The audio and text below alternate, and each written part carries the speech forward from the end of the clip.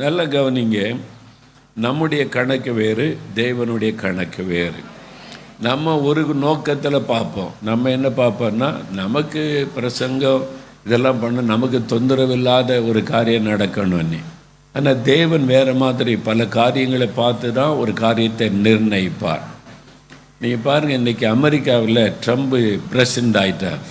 உலகம் முழுது அத்தனை மீடியாக்கள், நியூஸ் பேப்பர், டிவி சேனல் சொன்னது ட்ரம்ப் வெற்றி பெற மாட்டார், கமலா ஹாரிஸ் தான் வெற்றி பெறுவாங்கன்னு எல்லா கருத்து கணப்பு சொன்னாங்களா? ஆனால் கர்த்தர் எல்லாத்தையும் உடைத்தெறிந்து ட்ரம்பை கொண்டு வந்து நிறுத்திட்டார். யாருமே எதிர்பார்க்கல, உலகமே நடுங்கி நிற்கிறார். ஏன்னா ட்ரம்ப் பைபிளை விசுவாசிக்கிறவர், இயேசுவின் நாமத்தை விசுவாசிக்கிறவர்.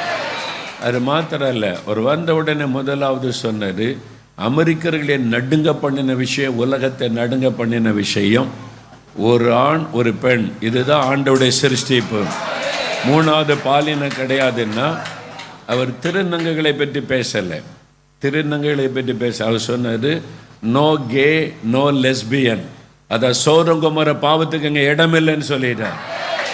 இதுவரைக்கும் அமெரிக்காவில் அத்தனை சேனல்களும் பத்திரிகைகளும் எல்ஜிபிடிக்கு சப்போர்ட்டாக தான் இருந்தாங்க.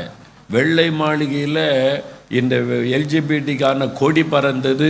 அவனுக்கு என்ன சின்னம் தெரியுமா? வானவில் வச்சுருக்காங்க. இந்த எல்ஜிபிடிக்கு சின்னம் என்னென்னா வானவில். ஒயிட் ஹவுஸில் அமெரிக்க ஜனாதிபதி மாளிகையில் அவங்க வானவில் அலங்காரம் பண்ணி வச்சுருந்தாங்க. அதாவது நாங்கள் சோதங்குமர பாவத்துக்கு ஆதரவு என்பதை போல் பைடன் ஆட்சியில் இவர் வந்த உடனே கர்த்தர் ஒரு சரியான பிசாசுக்கு அடி கொடுத்தார். ஒரு ஆணும் பெண்ணும் தான் தேவனுடைய சிருஷ்டிப்பு. நோ லெஸ்பியனுக்கு இடமில்லை. அப்படி ஆண்டவர் யாரையும் உண்டாக்குவதில்லை. அது மனுஷனுடைய சிந்தனையில் உள்ள காரியம்னு சொல்லிட்டார்.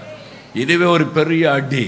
இதுவரைக்கும் அமெரிக்காவில் அவங்க தான் ஆட்டம் போட்டது. கர்த்தர் பிசாசனுடைய தலையில் அடி கொடுத்திருக்கிறார். அல்லேலூயா சொல்லுங்க.